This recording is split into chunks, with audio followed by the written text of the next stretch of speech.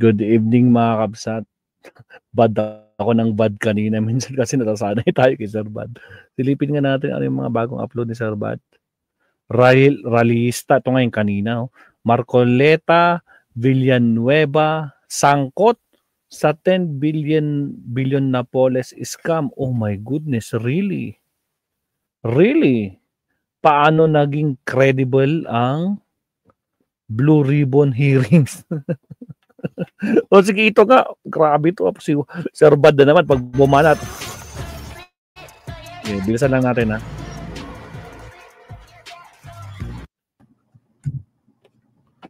Okay. Sir Bad, pasok. At Senator Marcoleta. At also Senator Jinggoy Estrada dito sa 10 billion Janet Lim pork barrel scam. At ipapakita natin sa inyo sa first part, ipapakita natin yung kaso specific first part, ibig sabihin may second part pa yan? Talaga lang. Cases ni Marcoleta na chairman pa naman ng Black Ribbon Committee. Naging Black Ribbon. Blue Ribbon, Sir Bad. Ni Joel Villanueva kung bakit halos parehong-pareho ito sa pattern of alleged anomalies sa flood control project. At later on, ipapakita ko sa inyo anong status ng kaso nito at paano nila nalusutan itong mga kaso. And that is a very bad omen for the present investigation sa flood control, kasi ibig sabihin alam na nila kung paano lusutan ang kaso ng pork barrel, ng Janet Lim pork barrel scam. So ibig sabihin alam na rin nila kung paano tulungan si Cheese Escudero, si Bongo, si Villanueva lusutan ang pagkasangkot nila di umano sa anomalya sa flood control project. Yan ang very dangerous repercussion. May precedent na. Sabi sa Ingles, may precedent na. Kumbaga nagawa na namin yan. At magagawa namin yan. Kung nalusutan namin yan, matulungan namin si Cheese Escudero malusutan. Kahit sinabi na ni Puno. Doon yan, niluluto sa House, pero naitsapuera. Sa Senado, naitsapuera si Grace Poe. So yan, i-discuss natin. So, para sa mga hindi pa rin, yung mga nasa abroad, ganun, hindi pa gaano kabisado dito sa Janet Lim na police scam, ay pumutok ito sometime in 2013, kung saan, remember, when I was in Congress as a reporting as an investigative journalist, in-expose ko na yung during the time of Fidel B. Ramos. Kaya wag kayong magalit kung critical ako kay President Bongbong Marcos. All the presidents, kay Duterte, all the presidents, nag-expose ako. Lalo na dito sa including the Ramos administration, kung saan in-expose ko yung pork barrel scam. At dahil nga dyan, natanggal nila yung naalala yung CDF, Countrywide Development Fund. Yan ang tawag sa time ni House Speaker Joe De Venecia, yung pork barrel Countrywide Development Fund. Yung pala, sabi niya pagdating ni President Joseph Estrada, kasi tinanggal na yun ni President after my expose, tinanggal na ni President Ramos yung CDF. Yung pala, sa time ni former President Estrada, inimbento lang nila ng ibang pangalan. Inimbento lang ng ibang pangalan. At ginawa ito, Priority Development Assistance Fund. From Countrywide Development Fund, naging Priority Development Assistance Fund. So hindi nila tinanggal talaga completely. Binalik nila, but using a different name. From CDF, na in-expose ko, to PDAF. Yun na, kilala na, PDAF. Ganon. Oy, thank you Paul Vincent Lima. Sabi niya, ang dami na naman magkakaaway dito. God bless your courage. Yes. Thank you Paul. Please pray for me. Thank you for the assistance and the prayer. Both are really welcome. Thank you. At si muchacha in Switzerland, welcome back. Welcome back, ha? Yun. Nagkuhan pa siya, ha? Nag-Espanyol pa siya. Thank you, thank you. Narangan tayo. Wait lang, narangan. Again guys, sa mga bagong pasok, huwag kalimutan mag-like and subscribe. Yan. Buenas noches a todos daw, sabi niya. Yan. Gracias. Está bien, muchacha in Switzerland. Happy to see you. Alegre yo mira contigo. I'm happy to see you. Okay. So, in-expose nga ito, ha? Itong meron naman bagong gumawa ng expose in 2013. At ito, yung colleague ko rin sa Inquirer, although wala na ako sa Inquirer by this time, 2013, in-expose ni Nancy Carvajal yung itong Janet Lim na police scam, ha? At dito kanya nag-research siya dito sa operation ni Janet Lim Napoles at bilang mastermind. Taga-amin ito si Janet Lim Napoles, malapit sa amin, taga Basilan, pero Region 9, na malapit lang sa Zamboanga. At yung pinsan niya, si Ben Harluy, yun, dito pumutok yung kwan at 10 billion PDAP scam na kung saan ginamit ni Janet Lim Napoles yung NGO niya para i-process yung mga pera. Kunwari may napupuntahan ito sa maraming NGO niya, pero yung pala napupunta lang sa bulsa ng mga politiko. Sounds familiar? Sounds, in short, ghost projects rin under the NGO and foundations of Janet Lim Napoles. At dito nga nakulong si former Senate President Juan Ponce Enrile, Jinggoy Estrada at saka si Ramon Revilla. Yan, ha. So si Bong Revilla. So dito nga, ha. Pero yun, what happened? Bakit hindi nakulong sila Joel at si Rodante Marcoleta? We will discuss that sa second part. First part lang muna, ha. Bukas na yung second part, ha. Meron pa nga ibang nakasuhan, ha.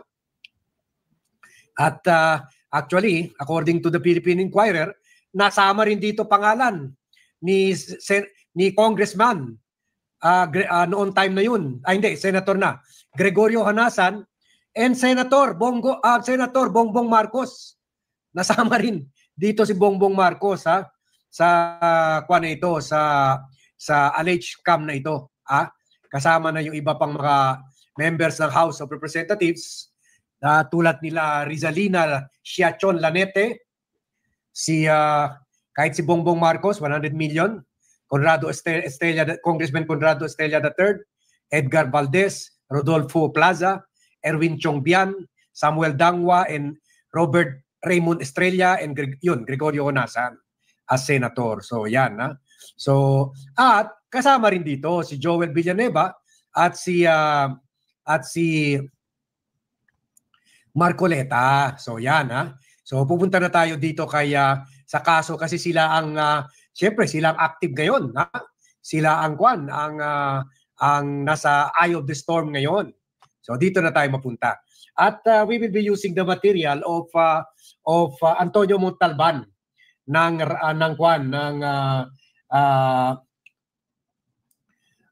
Vera Files na under sa mga kaibigan natin rin sa media, ha? Okay. So sabi ni Antonio Montalban ng Vera Files, kung naalala nyo, sumikat itong Vera Files kasi itong si Montalban, Europe-based na ito, siya ang nag-expose siya naka-interview exclusive kay Arturo Las Cañas at binag natin yung dito at gumawa sila ng series. So sabi niya, in 2016, yung Commission on Audit naglabas na naman ng lista investigating pork barrel funds allocated from 2007 to 2009 using ito mga NGO ni Janet Lim Napoles. Among the legislators involved were Senator Joel Villanueva and Rodante Marcoleta, who in 2016 was representing sa GIP party list. At sabi niya, sayang, ngayon, 10 years later, hindi pa rin na-prosecute si Marcoleta at Villanueva. because of their power and influence. Sabi niya, if they were truly guilty of plundering public money, they are scot-free when they should be behind bars. Sabi niya, dapat nakakulong na mga ito. At na-recall pa niya na on September 29, 2014, itong si Rodante Marcoleta, by that time representing the Alagat Party List, ay sumulat sa sa Philippine Daily Inquirer dahil nagalit siya. Nagalit siya. Bakit nasama yung pangalan niya? Or bakit may report ang COA ukol sa 200 million pork barrel projects niya na nagluha, nawala na parang bula. Nawala parang na magic, in short. Parang flood control projects. Kaya sumulat siya sa Inquirer. Inobjectan niya yung pag-publish ng Inquirer COA report. Sabi niya, this is in reply to the news item entitled COA 200 million pork projects questionable. As one of the lawmakers mentioned in the article, I think it was most unfair to parrot the Commission on Audit report without getting our side before it saw print. So, galit siya dahil hindi daw nakuha yung side niya. Sabi pa niya, the allegations that I used dubious organization and implement my PDAP, yun nga, PDAP, Priority Development Assistance Fund project without bidding is false. Mali daw, pero bakit may report ang COA, di ba? Based on COA Circular Number 207 and 001, only LGUs, non-government organizations, and people organizations are entities required to strictly comply with the availment, release, and use of funds. The intellectual is that the LGU are the ones solely and person respond therefore liable for any irregular project implementation. So ngayon, dito, parang bine-blame niya. Nasabi niya na turnover na namin yung pera namin sa mga LGUs. Kasalanan ng mga LGU yan. Kasalanan ng mga LGU yan. Yan. Sounds familiar, no? Magaling talaga manisi para lang makalusot. At galit rin siya dahil naisama yung sa artikulo na yung miyembro siya ng Iglesia ni Cristo. Galit rin. Sabi niya, the reporter unnecessarily tied by religious affiliation to attract attention. Surprisingly, the others, one is identified with Jesus is Lord. Yun, nilaglag rin niya si Joel Villanueva. One with the fourth watch, one is a Muslim, and most are Catholics who were not even labeled. So sabi niya, bakit ako lang na Iglesia ni Cristo ang tinarget at sinabi, Iglesia ni Cristo ako. Meron nga doon na nasama sa lista ng Inquirer, Jesus is Lord. Referring to Congressman pa noon, Joel Villanueva. Sabi niya, yung isa sa fourth watch. So siguro religious group nito. Yung isa Muslim at mostly Catholics, bakit ako na? Iyak siya. Sinabi niya ito habang inobserbahan niya na bakit siya lang. Pero sabi rin ng Inquirer, kaya binanggit yung pagka-Iglesia ni Cristo niya dahil that time, he was representing Alagad na very identified with the Iglesia ni Cristo. Kaya nga Alagad. Diba? Ang founder nito, na si Diogenes Osabel, was a member of the INC. At in 2021, the Commission on Election canceled the registration of Alagad for failing to participate in last two elections. Kaya in 2016, tumakbo si Marcoleta sa Sagip, another INC affiliated group. So bakit ka nagagalit? Puro INC grupo ang tinatagbuhan mo, kapos ikaw pagalit. 'Yon. So sabi niya, itong Montalban, bakit nagwawala si Marcoleta? Talaga naman na-link talaga siya ng COA kay Janet Lim controversy, kung Janet Lim controversy. At kung saan 200 million of the pork barrel funds, 7 party list representatives kasama na si Marcoleta, Joel Villanueva at isang senator and other were coursed through the National Agriculture and Fisheries Council from 2012 to 2013 and were later awarded to suspicious NGOs. Kumbaga, yung pera nila 200 million each para sa pork barrel nila idinaan dito sa National Agriculture and Fisheries Council. At ito naman bumuhos sa mga NGO na peke pala ang NGO. Yan. At yung ibang mga congressmen, according to this Vera Files report, ay well, itong si Juan Ponce Enrile, 45 million. Sherwin Tukma of Sibac, brother-in-law. Asawa ito ng kapatid ni Joel Villanueva, si Sherwin Tugna. Yun lang, medyo sadly lang kasi kilala ko rin ito si Congressman Sherwin Tugna as well as Joel Villanueva. Sadly lang, namatay itong kapatid ni Joel during the COVID. Yan. Noon, maliit pang ang kwan eh. Ang irregularity, 2 million lang. And then yun, Rodante Marcoleta of Alagat, yung 200 million pala, lahat na sa kanila. Rodante Marcoleta of Alagat, 15 million. So nagsimula sila maliit. Ngayon, billion-billion na. Billion-billion na.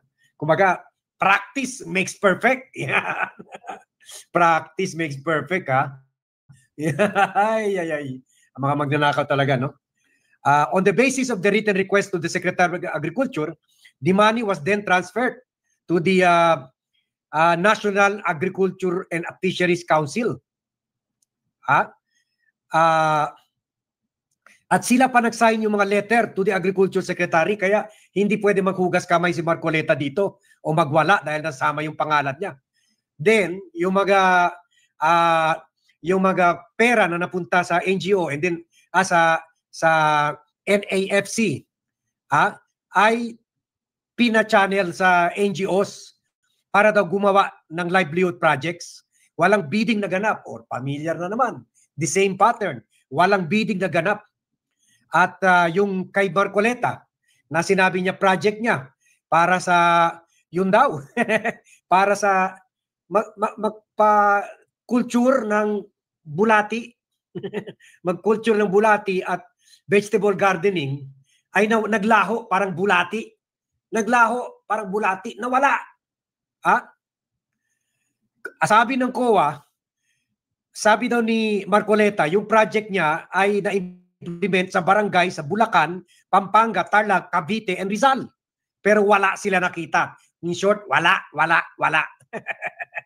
Yun lang. So yan, So yan, Yan muna ang diyan muna tayo, Diyan muna tayo kasi first part lang ito. I-discuss pa natin yung second part. Shout out Naomi. Sa second part, ibibigay ko sa inyo yung status ng mga kwan na ito, ng mga projects na ito. So why we are bringing this back? We are bringing this back to show you na wala sila kredibilidad. Agoy. To investigate, lalo na ito si Marcoleta. Bad move talaga to make him Blue Ribbon Committee Chair. Considering dapat sana malinis tulad ni Joker Arroyo na Blue Ribbon Committee Chair noon. Dapat malinis. Nakita nyo, yung mga Blue Ribbon Committee Chair na hindi malinis. Walang nangyari sa mga kaso hinawakan nila. Ang dami pa naman. So, another thing, paano mahuli yung mga guilty kung ang pwede pa ang Blue Ribbon Committee Chief magsabi, hindi, alam ko na yung paano ka malusutan dahil ako rin nakalusot ako, ganitong gagawin mo. So kumbaga, may pattern la, alam na nila paano lusutin itong mga bagay na ito, paano lusutan.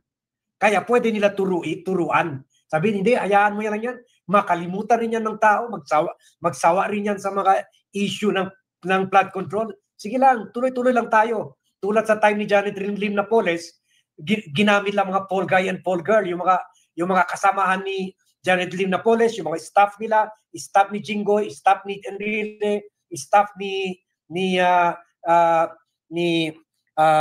Jinggoy Estrada, staff ng mga iba pang mga kongresista, senator. Yun ang kinasuhan at kinulong. Yun nandun pa sa kulungan. Pero si Enrile, si Jinggoy, si Bong Revilla, nakatagbo pa. Out of jail na. Enjoying their time outside. So, delikado. Baka ito rin ang mangyayari sa flood control investigation. They will just be going through the motion. Iikwan lang tayo niyan. Bobolahin lang tayo niyan na kung wari may investigasyon talaga. So this is also to show na wala talaga mangyari dyan sa Senate investigation na yan. So yan po ang first part, as I promise you, ukol sa vlog nito. We will come back tomorrow for the second part of this. Yun And know, kung ano na second part nangyari pa. sa mga kaso nila at paano nalusutan nila ang mga ito. Yan. Ha? Paktay tayo dyan. Anyway, salamat, Sir Bad. Sabi ko na nga ba, magbabardagol na naman si Sir Bad nito, no?